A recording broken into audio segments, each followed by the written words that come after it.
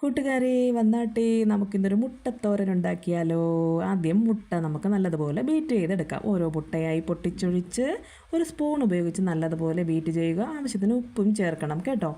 അതിനുശേഷം ജീരകം, വെളുത്തുള്ളി, പച്ചമുളക്, പച്ചക്കുരുമുളക് ഇവയെല്ലാം നല്ല ചക്കച്ചക്കാന്ന് ചതച്ചെടുക്കുക.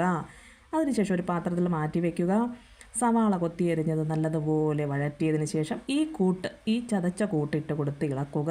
അതിനുശേഷം മഞ്ഞൾപ്പൊടി ആഡ് ചെയ്യുക. നല്ലതുപോലെ വാടി വരുമ്പോൾ നമ്മുടെ മുട്ട ഒഴിച്ചു കൊടുത്ത് നല്ലതുപോലെ ഇളക്കണം കേട്ടോ.